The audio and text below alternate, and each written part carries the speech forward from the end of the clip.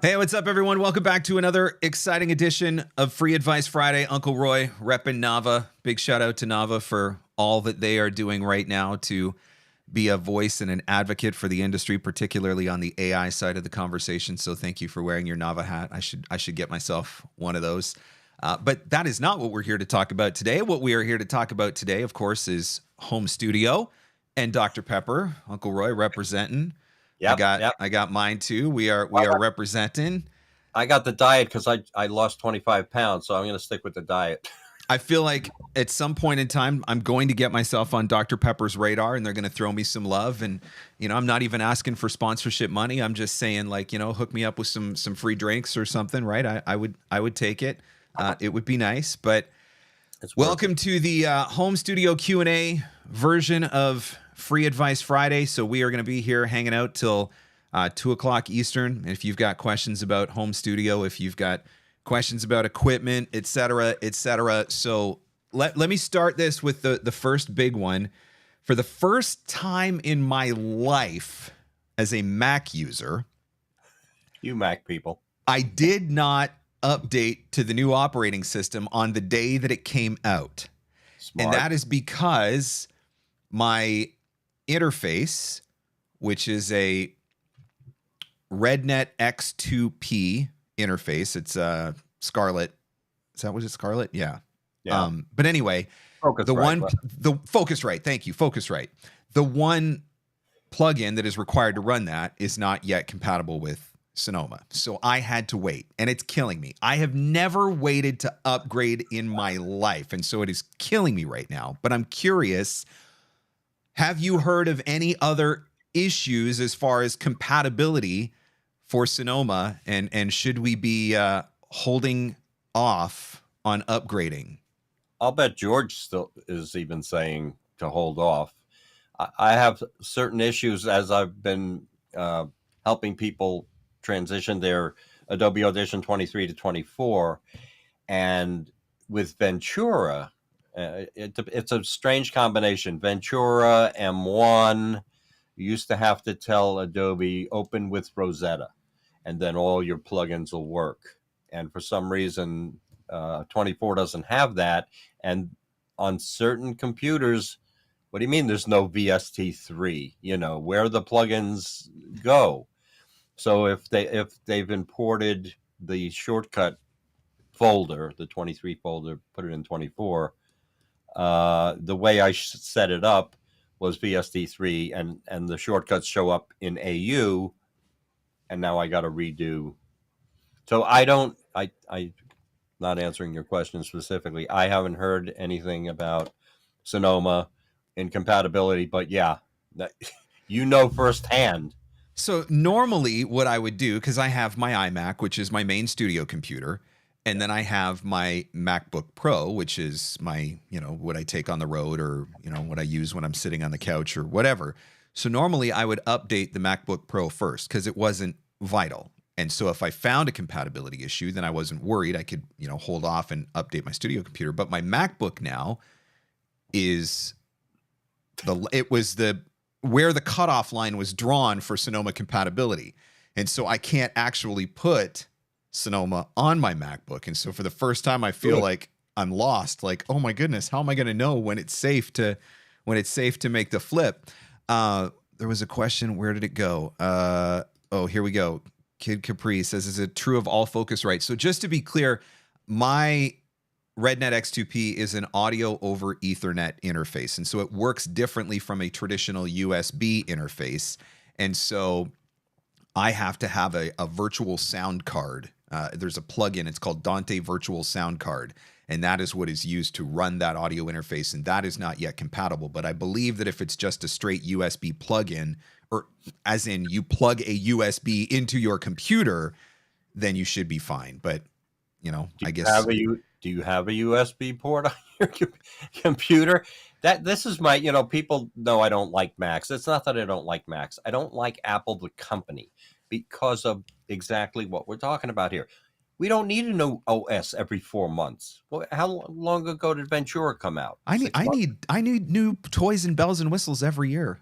Well, toys is okay and bells and whistles, but you don't need a new operating system. And if you get a new Mac, where are the ports? Oh, now we're going USB-C like the rest of the world? Good. Thank you, European Union. They want to sell you adapters. So the reason why I have an audio over Ethernet interface is because when I built my booth in 2018, I think I built my booth, I wired my booth with Cat 6 cables. So my booth is over there and my office is over here. And so it's a fairly long distance to run. And so I wired my booth with Cat 6 cable. And then I found solutions for running HDMI over Cat 6 and for running USB over Cat 6. And my Scarlett 2i2 that I had, it worked great on the USB over Cat 6 connection. But when it crapped out, I went and bought a new interface. That interface would not work with the audio or with the USB over Cat 6. And so that's when I found out about the RedNet X2P, which connects via Cat 6. And so it's audio over Ethernet. I love the interface. Just took me a minute to figure out how to get it to work. But let's talk about fix one problem, and now you got 10 more. So can you roll back to Ventura? Well, I haven't upgraded to Sonoma, so for now I'm fine. I'm missing it because I want to play with the new features on Sonoma. I want to have all the new compatibility and everything. But I was just curious if you had heard of any other compatibility issues that people might want to be aware of or need to be aware of before they make the transition. Speaking of upgrades, I would check with George. Let's talk about this one because I know you love it. So speaking of, I should be sponsored by Dr. Pepper. After we finish giving the love to RX10 here, I feel like there should be a sponsorship for RX10. Yep. You came to my house. This is going back a few years now. You came to my house and I did not have RX at that point. I think we were probably at 7 maybe. Yeah. Yep.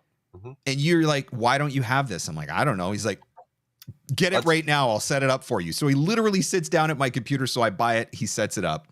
And then he convinced me to upgrade to RX10.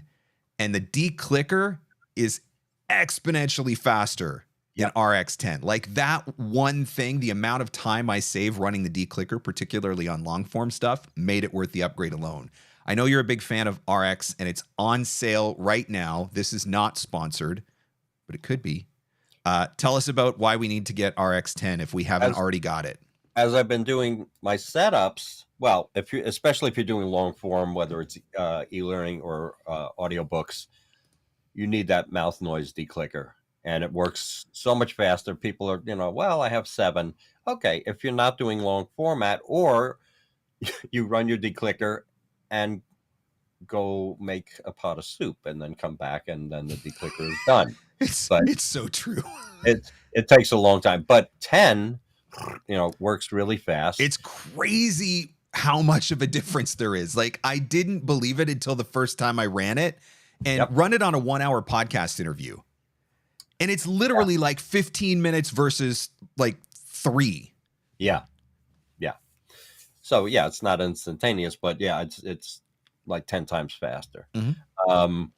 If you have Elements, I don't know that the upgrade from Elements to Standard is on sale. You have to check with Sweetwater. That's usually $99 or $79. That would be worth it because the declicker in Elements, well, that's Elements. That's Elements on its own, but that's not. Don't buy Elements. Don't buy Elements, kids. Don't buy Elements. So you want RX10, and you can see right there, it's on sale for half price right now. It's so worth it. If time is money, unless you like. It's the same. It's my same sale for doing punch and roll versus, dog clicker or markers. If time is money, if you like editing for 5 hours, then use your clicker.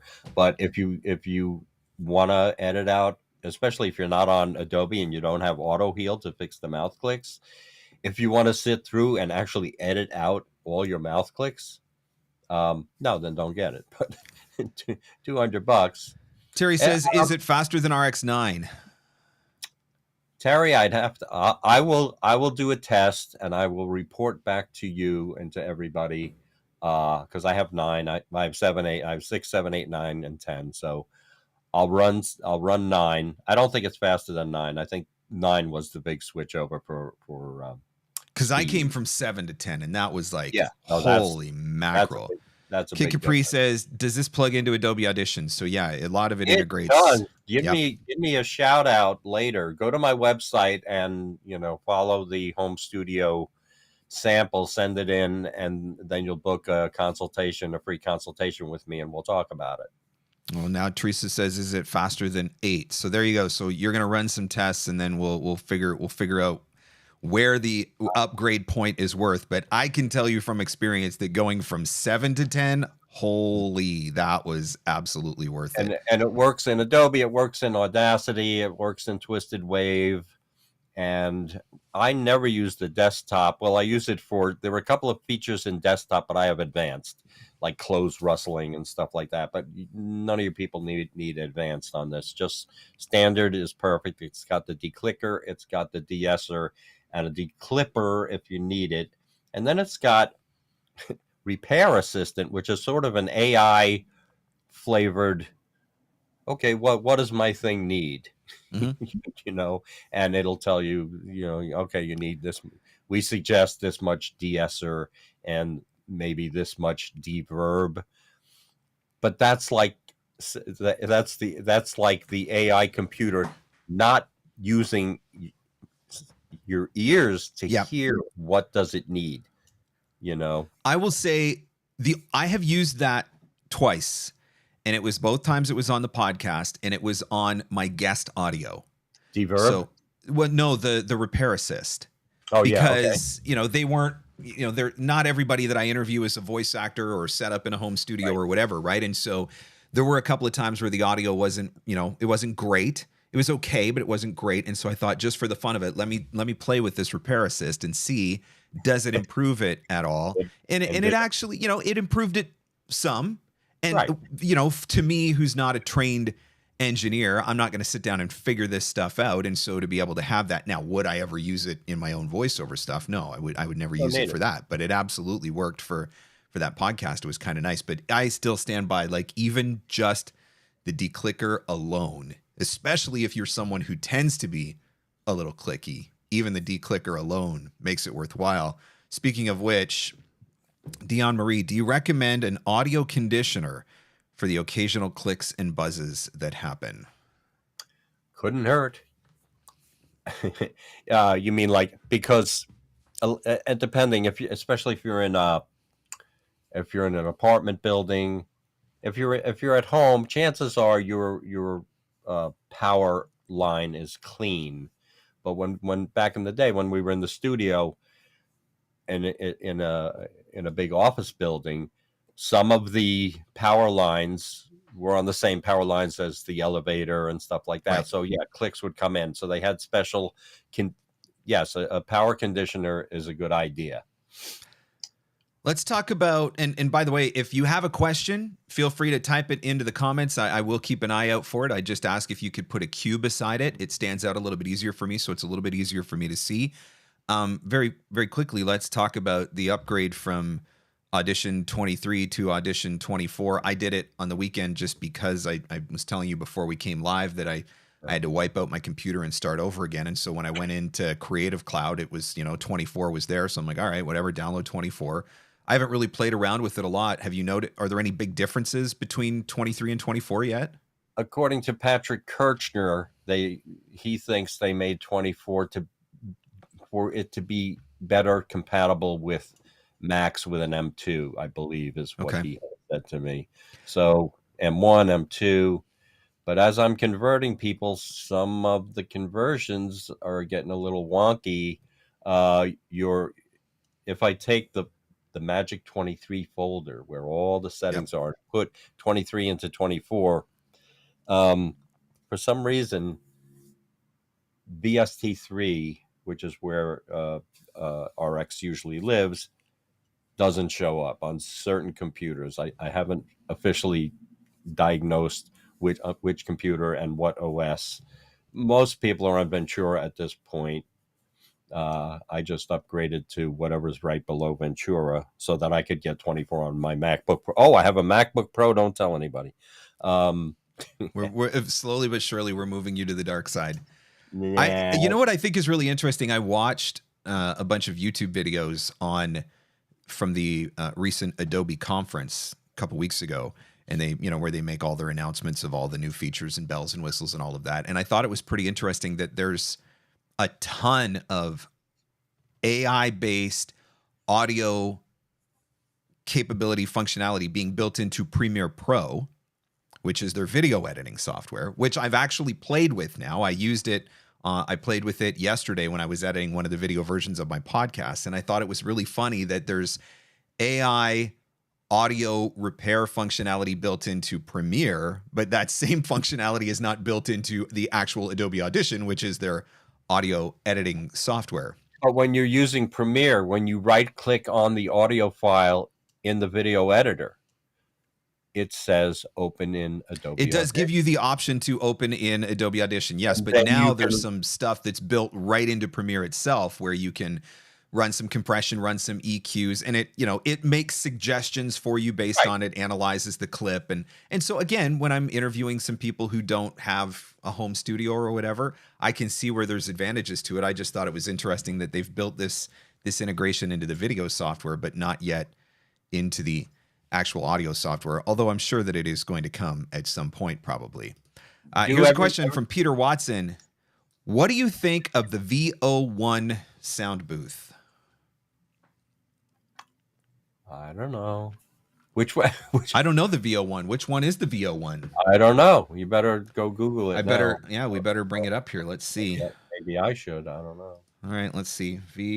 VO1 Sound Booth. Unless that's through VO1 portable booth. Oh, okay. So vocalbooth.com. Oh, okay. The VO1. Gene Lupo has that. It's very good. If you're looking for soundproofing, that ain't it. If you're looking to treat your sound, that's very good. Unfortunately, it does not offer orange as a color for the foam. So you might have to deal with teal. You might have to get purple from me or teal. It's good. I like it. But there you go. Again, Uncle Roy approved. It is. But if you're looking at cutting sound out with soundproof, it doesn't do anything. Okay. Zero. All right. What about this one? Any advice for getting the best sound recording in the car? A Briscoe. Terry the wise ass. In the car, you probably recorded in the car, right? Do you bring your 416? Yep. I shoved some pillows in the dash just to kind of fill out that void space there. Or put it over the windshield so your voice doesn't bounce off the glass. Yep. I actually interviewed George Whittam for the podcast, and that interview is going to be coming out in a couple of weeks. November 9th, that interview is coming out, and the whole premise of that interview was travel rigs and recording from the road. And we actually talked specifically about using your car because most cars are designed, they're engineered to keep sound out, right? The advertisement for the 1938 Plymouth said, "It's quiet like a radio studio." That was the ad. Look at that. So if you can get your hands on a 1938 Plymouth, come to my house. It's in the garage. But honestly, I have recorded. Yeah. I've recorded stuff, and so I've never recorded a job yet, but I have recorded auditions, and I've recorded auditions that have booked, and I've done it in the car. Now, I was using a 416, and I was recording into Adobe Audition on a MacBook, so it's not like I was just sitting there recording on my phone or whatever. But let's face it, the car manufacturers want you to have a quiet ride, so any outside noise coming in, so it is soundproof.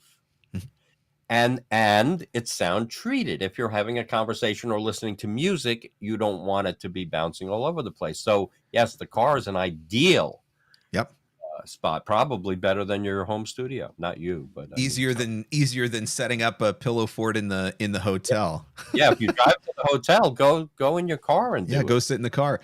I remember Joe Cipriano telling a story at one of the conferences. It might have been Mavo.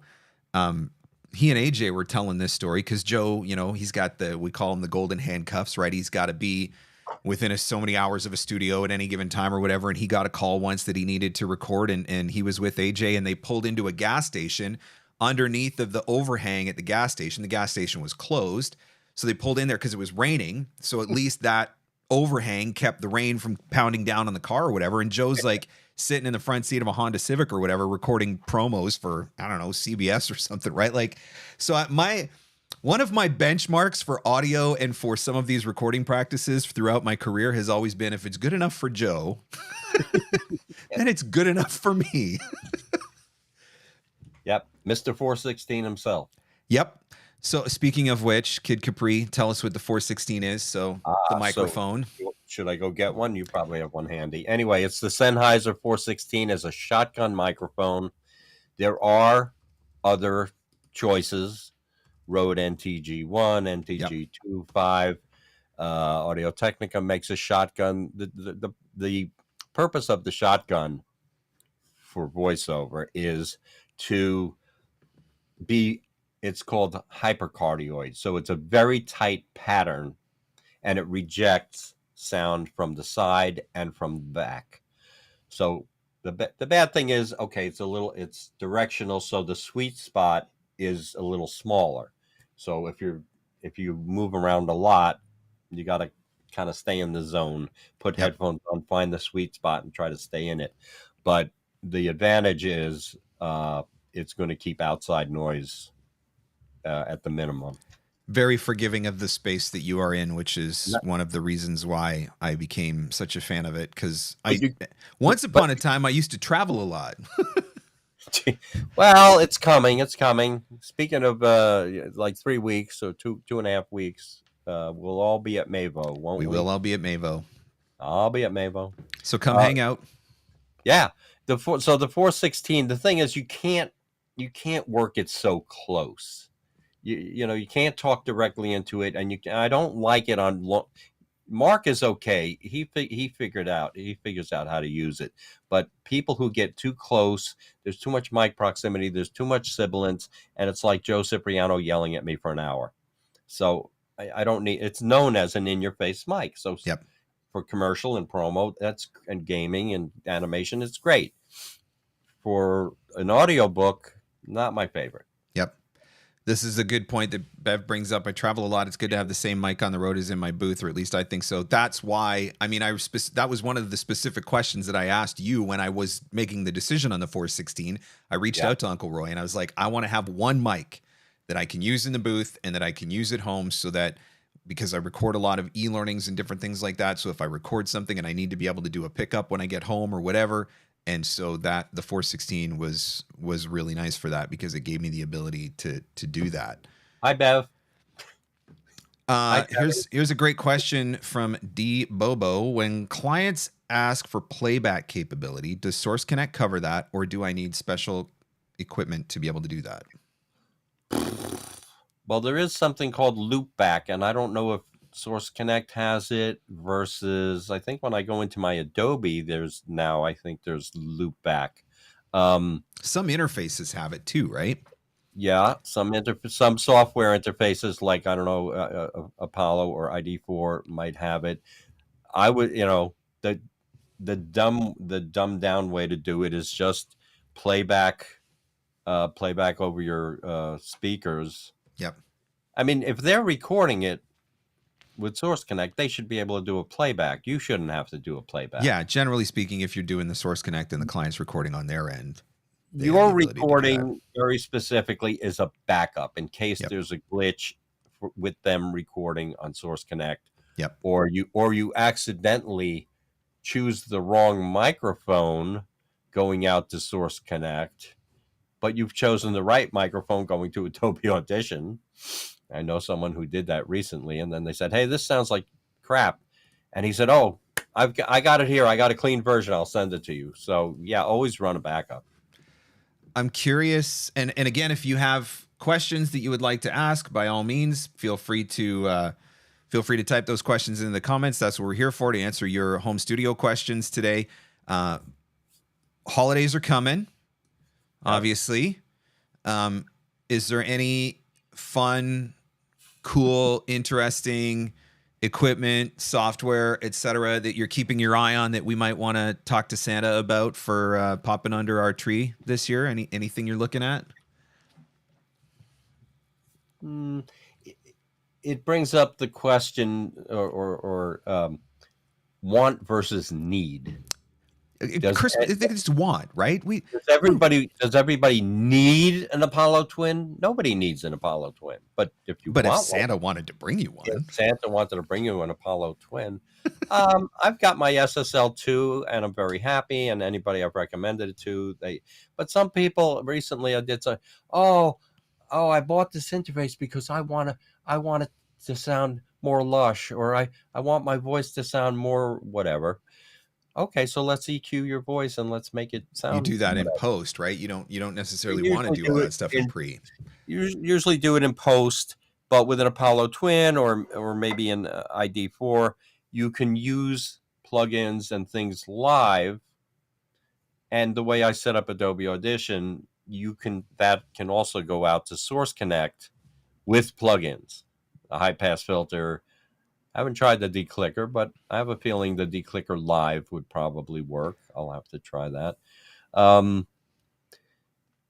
Couple of different microphones to try, maybe. Everybody. I want an SM7B for Free Advice Friday. Do you? Because this Rode, which I love this Rode, but for me anyway, it tends to, I pop the P's a little bit sometimes, and it doesn't. I've played around with like what angle I come at, all that sort of stuff. But if I want to put a windscreen on it to try to reduce that, it makes the mic look really ugly. And so I was like, well, I should just get an SM7B for Free Advice Friday. What about the foam pop filter I sent you for the 87? Can you slip that over it, or that makes it look too dumb? Yeah, because it's really big, so then it looks kind of goofy. So I was like, oh, I should just buy an SM7B then, because I've already spent like $2,500 on stuff for Free Advice Friday for literally a free YouTube live stream. So why not go buy an SM7B as well? And is it the new SM7B that now has built in a cloud lifter kind of thing? Yeah, I read something about that, so that you don't have to have the external cloud lifter. That would be that. But I may not, because I have a Rodecaster Pro 2 that I use in the office here when I'm doing my live streams, and I think it might actually have something built into it so that I don't need the cloud lifter. Well, here's something else to put on your list. So I think it's only available on Broadcast Supply Warehouse, but you need Mic Hero. Did you play with it? I have not, but I've heard about it. Fernando designed this and makes them by hand, but it's got so many features, and I think this is almost the latest version. So it's got USB-C, it's got a regular XLR, it does phantom power, and the way he did that is there's a switch that says dynamic or condenser. So when it's set in dynamic, it shuts off the phantom power. Right. And it's got a ton of gain that you don't need a cloud lifter. You can just crank up the input on this Mic Hero and put a old school 7B or a Shure 58 or 57 in there, or an RE20. You radio people who love your RE20, you could plug it right into here, and it's tiny. And they make a 2-channel. I have the 2-channel one also, but like for travel, this is perfect. It does look like it's a good size. It's got a mute button, because it came out with no bells and whistles, and he gave it to me and Cliff, and we tried it. And, well, we need more. It's got too much gain, so he put in a pad. He put in a high-pass filter. The headphone volume is much, much better than a Scarlett or even a Steinberg. So I go to Broadcast Supply or Fernando. He'd love to sell you one or build you one. Look how cool it is. It is pretty cool looking. Yeah, so put that on your Santa list. It fits in a stocking too. It's pretty cool. All right, let's see. Joseph says the new Scarletts claim to have auto gain, which will not clip. That'd be kind of nice. Do you know anything about that? Well, that's the 32-bit. It's the same. It's the same as the Rode NT1 5th generation. If you run it, there you go, $199. That's a great price. And free shipping for an interface. Yeah. Yeah. Probably if you put in Santa Joe, you get another 10% off or something. No, not really. Yeah. So the advantage of the 32-bit, which they showed at either One Voice or VO Atlanta, with the Rode 5th generation, if you as long as you record in 32-bit, which normally we don't, but you can scream into the mic and it won't overload the mic pre, because 32-bit has so much more information. So I think Akira O'Brien was singing very loud into the Rode 5th generation, and it looked like it was clipping. It looked like it was off the scale, and then we normalized it to -3, and it wasn't clipping. It was the sine wave. It looked good. So if the interfaces have that's good. And then you can plug any mic into it and here's where it would be an advantage. If you're doing gaming and suddenly you have to scream or a lot of effort noises, character work, if you went from very soft and suddenly had to be very loud, of course, really the producers should let you do all the loud stuff at the end together, all your screaming, because you don't want to blow your voice out early. So I think that's where. So it's a great idea. If Scarlett did it, I'm sure all the other companies are going to follow suit, and hopefully SSL will do it. Here's one from Adam. It says the UA Apollo allows FX stacks as you record. Mm-hmm. Is there any other interface that allows this? And how do you get around using effects live when a client wants raw audio? So this is the whole pre versus post argument, really. Yeah, I have a different definition of raw. The reason they're asking for raw is they had a bad experience. You know, there's a setting in the Adobe Audition compressor called voiceover, and it's horrible. You know, this is somebody invented, hey, let's have a very high ratio and, crazy It makes stuff. you sound like 80s big voice radio announcer guy. Right. So it's because the client had a bad experience, and they figure if you don't know what you're doing, don't do anything, and we'll do it. But my problem with that is if they're going to hand it absolutely raw audio to a video editor and say, here, put some music on this, and the video editor is not an audio expert, anytime you get soft, they aren't necessarily intuitively going to raise your voice up. So I like to give them something not exactly raw. Nobody's going to say, hey, we told you not to put a high pass filter on. Right. If you really want to give them your crappy high noise floor, then don't run the high pass. So is there a way, if you've got the Apollo and you've got a stack set up on it, is there a way to turn it off when you're doing a directed session? If the client doesn't want you to record, you can push the button and click it off. And then who else has effects built in? What other interfaces? You mentioned the ID4. Does it have some of that same capability? I think the ID4 does. I know the Apollo does. And again, nobody needs. Do we all need a Manley Vox box? It's fun to play with, but the clients who have don't ask your clients, would you like a raw file? No, just send them just don't over process an EQ and all of that sort of stuff, right? Cleaning it up, running a declicker, the little things, but just don't go crazy on the. Nobody's going to object to any of that. If your S's are mad loud because you have a Rode NT1A or something, you got to run the de-esser. They don't want to hear your loud S's. I don't think in the history of my voiceover studio, I don't think a truly raw piece of audio has ever left my studio. Yeah, when I teach my class, it says for raw, skip steps 5, 6, 10, and 13. Yeah. And instead of pushing the magic 7 button, you do shift 7, which has no compressor in there. But you want it to sound like clean.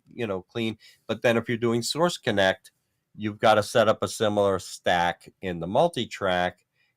And instead of your microphone going to source connect, your microphone goes to Adobe, and Adobe goes to Source Connect as an input choice. This is when you can't do it ahead of time through the interface. Like if you don't have the Apollo, but you want to be able to add some fancy to it. Right. Right. You can do it in Adobe Audition if it's specifically Source Connect. If it's another, because Source Connect will show up as a plugin in Adobe. If it's a connection open, I don't think that'll show up. Maybe it will. I'll ask Randy. Okay. We'll find out. Just want to mention next week on Free Advice Friday, Bob Merkel is going to be coming on the show, and he is going to be here to answer your questions about VoiceZam. It is a very, very popular audio player that a lot of voice actors are using on their website. I use VoiceZam on my website, and VoiceZam does a lot. It is a lot more than just a player, but a lot of people don't realize how much more it can do. And so if you've got questions about VoiceZam, if you want to know about all the little bells and whistles and all the fun features and things that it can do, then join me for Free Advice Friday next week with Bob Merkel, and you'll be able to get all of those questions answered. He's a good guy. Yeah. Oh, what version of Source Connect will show up in Adobe? 3.8, 3.9 standard. Standard. What everybody should have standard, and if you're on a PC, it's 3.8, and if it's a Mac, it's 3.9. Okay. Tim Stevenson says, how much does Clarity VX Mono mess up the vocal quality? It sure helps with noise outside. Well, you can just got to run it very lightly. I mean, you have to, everybody's voice is different. Everybody's mic is different. Everybody's space is different. Just try running it very lightly in preview. And, you can play with the settings. There's not a lot of settings in Clarity. Yes, It cleans up your noise floor. So record it and then run it. Okay, does it sound like you, or are there artifacts going on? Is it making S's or consonants sound weird, or can you hear warble going on? Just got to run it very lightly, like NS1, the Waves plugin for noise reduction. Clarity is also a Waves product. Waves plugins, what I don't like about Waves, they make great things, but they give you one license, or maybe you can buy a second license. And to add it to a second computer or to transfer your license, it's a bit of a pain in the butt. iZotope, you can put it on 10 computers. They don't care. Yeah. They're very generous. Yep. Okay, so again, as a reminder, if you've got a question that you would like to ask, anything home studio related, equipment, tech, editing, etc., feel free to type it in the comments, put a Q beside it so that it pops out on the screen. And if you are enjoying Free Advice Friday and learning a bunch from Free Advice Friday, which I hope that you are, do me a favor, hit that like button. I would certainly appreciate that. It helps me get a little bit of extra love from the YouTube algorithm. And hey, I could use all the love I can get from the YouTube algorithm. So feel free to type questions, ask questions. What do you want to talk about? We're here and happy to answer those questions. Operators are standing by live in front of you as we speak. Yeah. Next year's VOBBQ is fly in September 27th, like Marc will. Oh, he's driving down. And then God willing, we've been trying to get together since #brisket 2020, which obviously never happened. The universe has definitely been against me coming to a barbecue, or at least that's the way that it has felt, that the universe has absolutely been against me coming to a barbecue. But one of these days we are going to actually work it out. We had pandemic, we had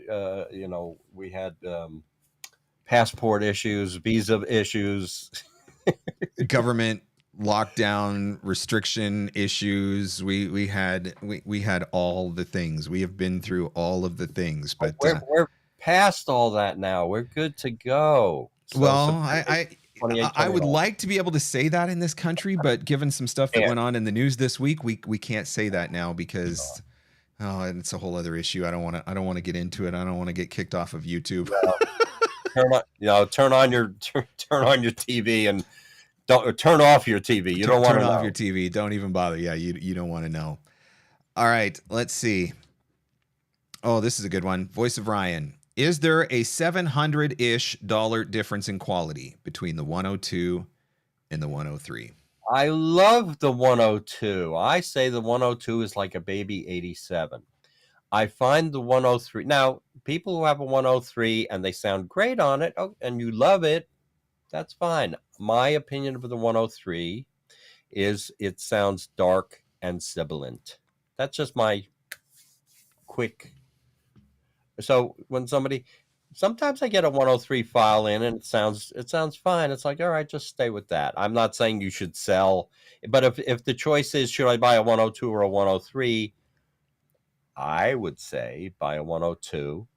It's smaller, it's very cute, and won't have it's not worth. You'll have $700 that you can spend on other fun things. Yeah, you could take my class. You can buy. Well, I always say instead of getting that, we can all take J. Michael out for lobsters, and that's $700 worth of lobster. That's going to go pretty far. That'll buy you a few. Yeah.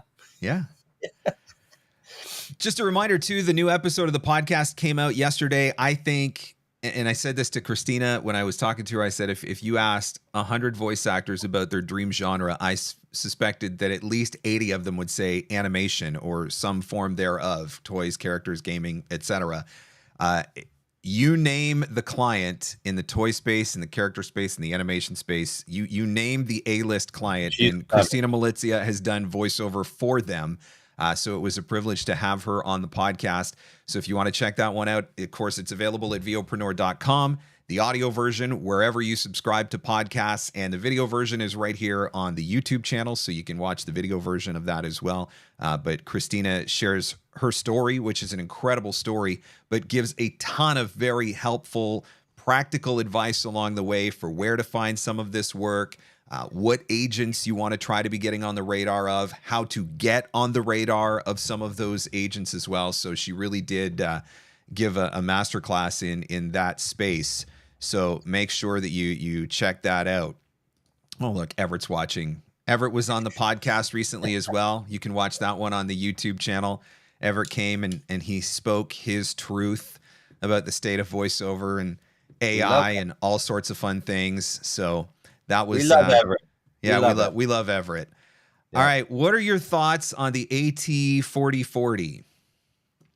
I have a 4047, so I don't know specifically, but I like the 4000 series of the AT. Don't get a 2020, and especially not a 2020 USB, like some of these demo mills recommend. Yeah, I think I go on YouTube, look for a mic shootout. Yep. And maybe it's Mike Booth Junkie. Check out Booth Junkie. See if he's got the 4040 on there. I have a 4047. I like it. It's very full. I would even say against my 87, it might be my second favorite mic of all the mics that I have.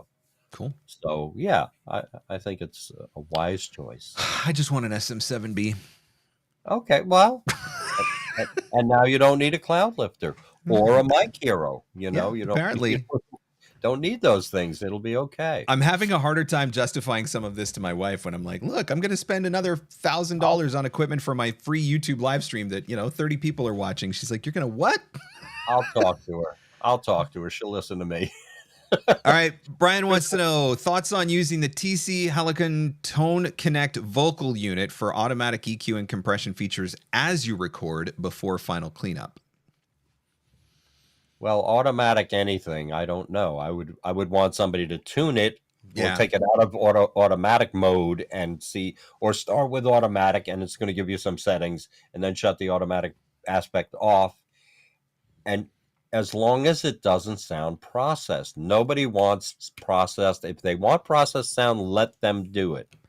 This is why guys like you and George, you're custom building stacks for people, right? Like you're listening to their space, you're listening to them record in their space on their equipment with their voice, and you're building stacks around that. And George builds stacks around that. And so if you're going to use any of this stuff, you want to make sure that it's tailored to you, because you are going to EQ a U87 different from a 416, or a male voice different from a female voice, or a portable vocal booth versus a whisper room, or whatever, right? All of those things are factors. So it's sort of a, I don't want to generalize in my answer there, but I'd have to play with it. I don't know.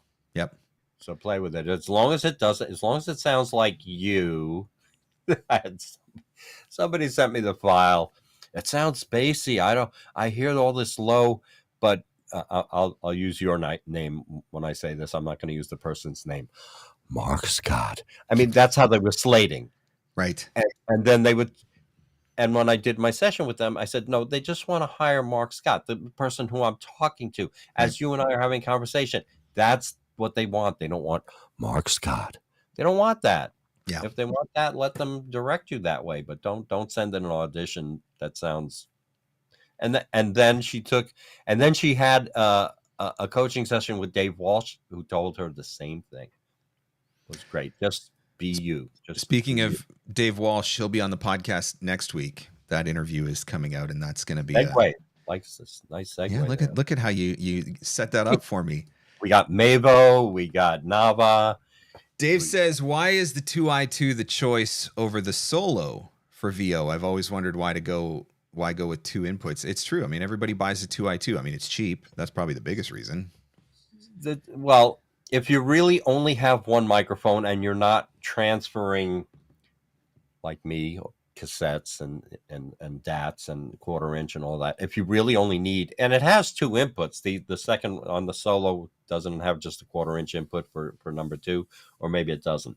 The 2i2, if you need, or some people have two microphones. Yep. So they plug one into each. Then in Adobe, you have to go to channel mapping and change, okay, because when you're recording mono, it's taking channel 1 of your interface and go. So if you want the mic that's plugged into channel 2, you have to go into channel mapping and change it. And I don't want to confuse anybody, but yeah, the reason for the 2i2 is if you need two actual input channels with mic preamps. If not, the Solo is fine enough.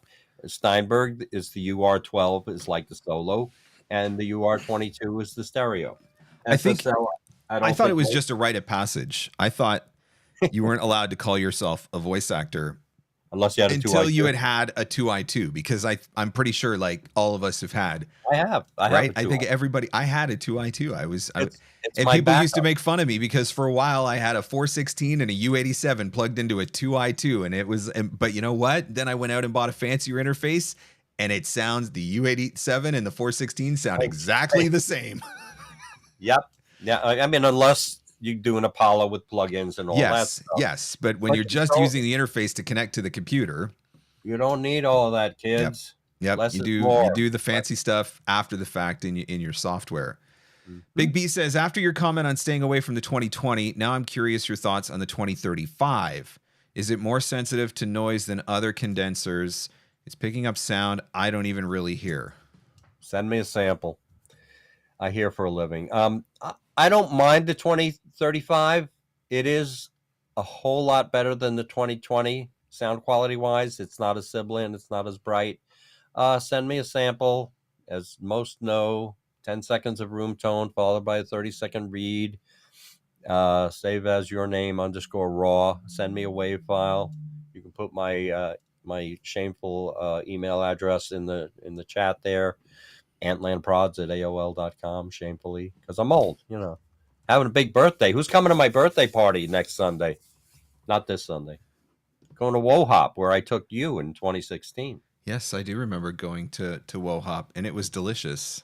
And one day I will return, and we will go again. We'll stay an extra day after the barbecue, and we'll all go with Jessica and Ron and all that. Big trip to WoHop. I think that sounds good. What do you think of the Behringer UM 2022 interface? I don't have personal experience. I do have a Behringer X18 Air, which has 16 mic preamps and everything. Behringer is sort of a lower end. I can't swear that it's lower end than a 2i2 or a Solo. most of these interfaces are all the same.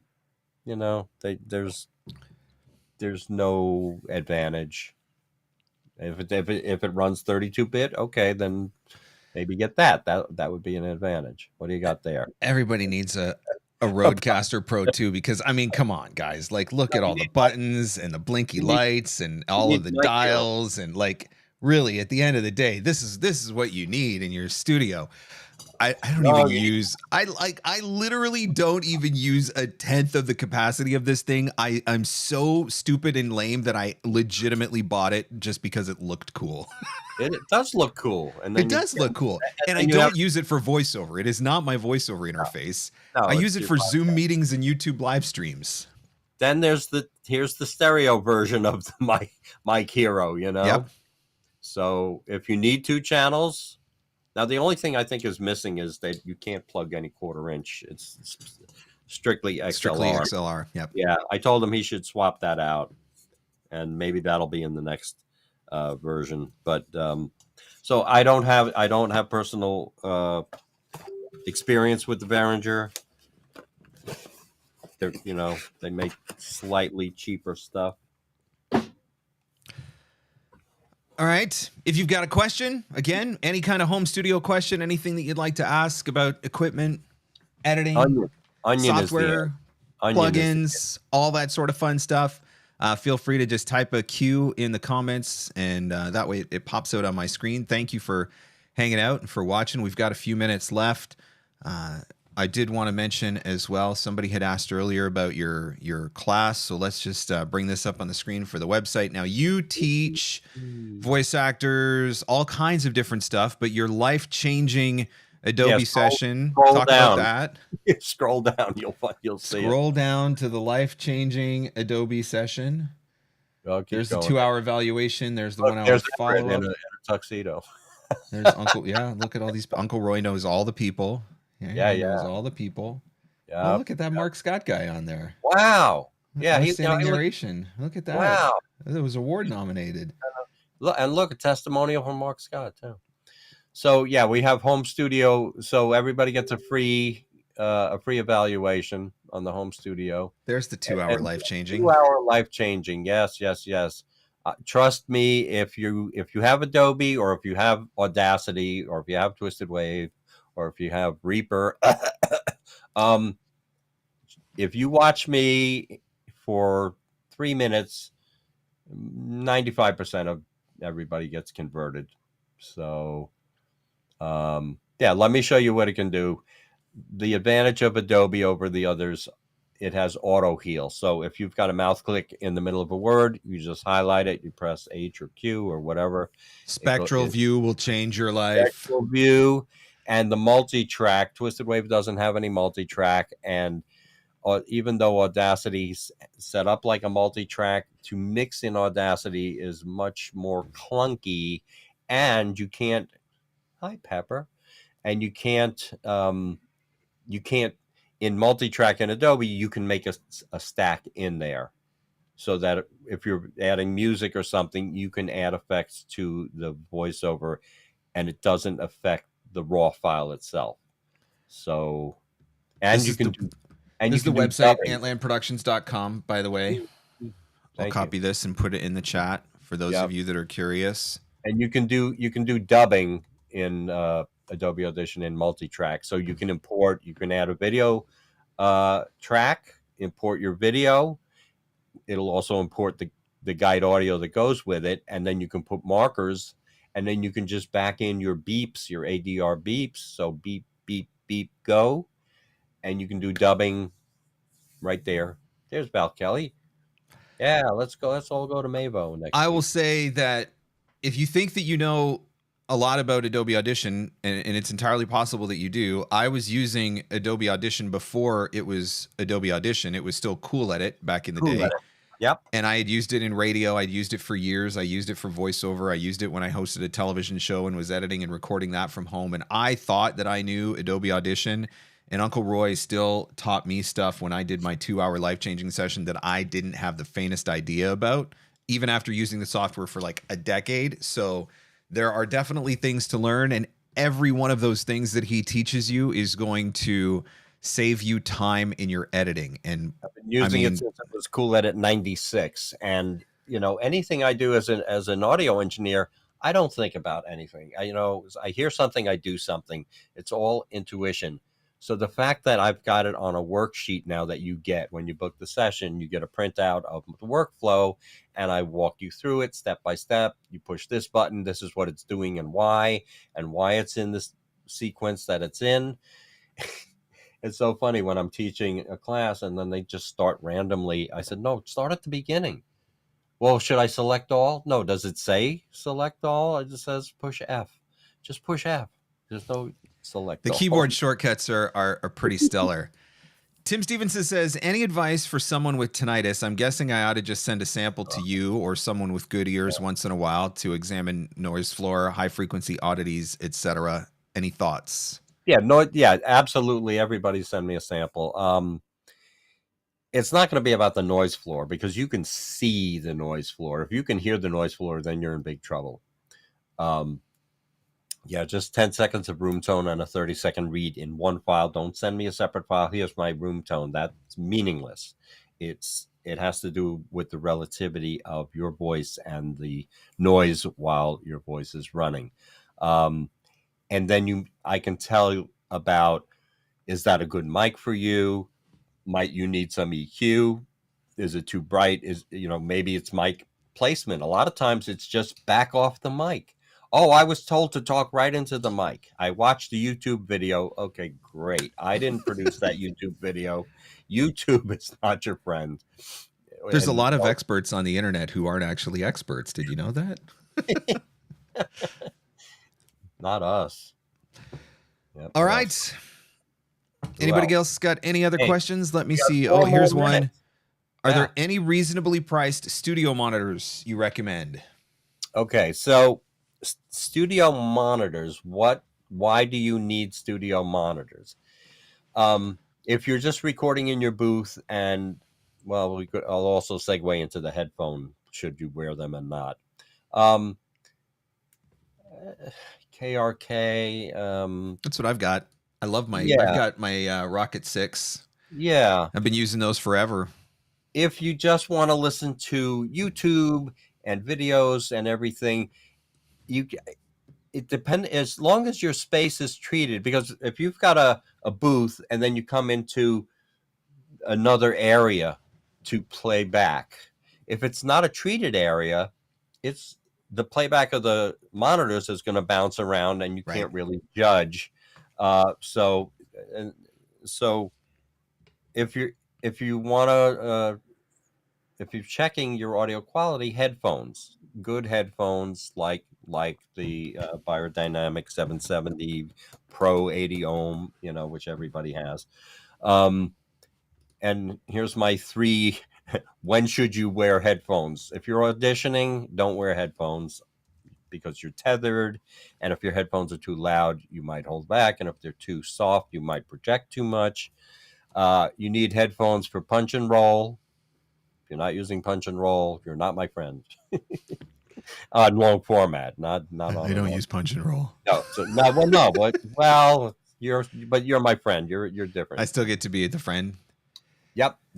Okay, so look, 169. They're so comfortable and cushy. I only had one person who said, "Yeah, but the foam is gray. When I'm on stage, it'll be a distraction."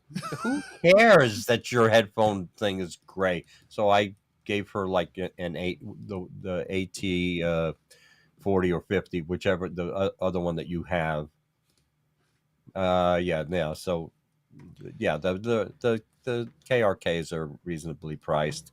I have Yamaha monitors that are fine. I just want to be able to play back a YouTube and enjoy it on some monitors. I don't listen to voiceovers on the monitors because the monitors themselves have like bass and treble, and so is it true what you're listening to? The headphones, most of the headphones, if they're not colored, I don't mean orange, if they don't color the sound, if they don't, like Sony, if you're not wearing orange headphones, man, you're doing it wrong. My orange headphones are up in the attic. I did buy What the them, heck? but they're a little bright. They're a little bright for me. So What were the one? I don't even remember the ones that I got. I totally got suckered into it. The yeah, Audio it's the Technicas. AAC. Yeah, like 50, whatever it was. Oh, Yeah, here we go. These Model ones. 50, Model 50, I think. I bought them. Yeah, I bought them, and then I posted. I said, "Okay, kids, brighter isn't necessarily better." And Ann Ganguza said, she responded and said, "I'm sorry you don't like my headphones." Because those are the ones Ann has. This, like, talk about good marketing. Like, I needed a pair of headphones like I needed another hole in my head. But when Audio Technica came out with those orange ones, like I literally had ordered them on the pre-order. Like I was waiting on the internet for the link to drop so that I could be like one of the first guys on the planet to order these things. And I see it says they're currently not available because I think that they were a limited run thing. I probably should have bought like 5 pairs so that I would have had them to last me a lifetime. But why you want mine? Mine are still good, but you know, one of these days they're going to stop working, and then I'm going to be sad because I'm like, I can't get another orange pair of headphones.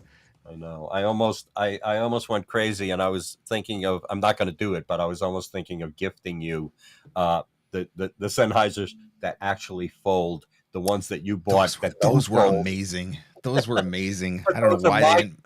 Those are my travel headphones. Yeah, why did they stop with those? That was such a bummer. I don't know why they stopped with Maybe those. Maybe eBay has them. You never know. You can probably find them. All right. Well, we are at 2:00, so I've got to jump out because I got to get ready for something. And you've probably got another 20 sessions lined up for today because I know that your offices are open 25/8, 366. I have to add that. You're right. 25/8, 366, 13 months out of the year. Right. And on leap year, it's 366 and a half, right? Yeah, rest. There you go. So thank you for coming and for answering everybody's questions. Of course, if you jumped in late, the replay of this will be available. I'll try to get some chapter markers in as well so that it links to some of the specific questions asked and answered. If you haven't done it before, send your studio sample. There's the email address, antlandprods@aol.com. Or go to my website. Yeah, go to the website and read and follow the instructions. There you go. There's the website. Marc can't beat it into your head enough to follow the instructions. If you're going to label it wrong, if you're not going to send me the right thing, if I ask for a WAV and you send me an MP3, by the way, if you're sending a WAV file, you don't have to type in. You don't type in .wav. It'll do that for you. It'll do it. So I get these files, Marc Scott _raw .wave. So there's the socials. Uncle Roy, of course, all over Facebook. AntlandProductions.com is the website. So check it out. Thank you so much for coming and hanging out. We'll do this again sometime. All right. Yeah. How about I'll see you in. Yeah, I will see you in a couple of weeks in Mayville. We'll go out for some seafood. Okay. All right. Okay, bye. All right. Thanks, everyone. Thanks for coming. Thanks for hanging out. Thanks for watching. Thank you for hitting the like button and for subscribing as well. Whatever you decide to do this weekend, have fun. Stay safe. Go find some leads.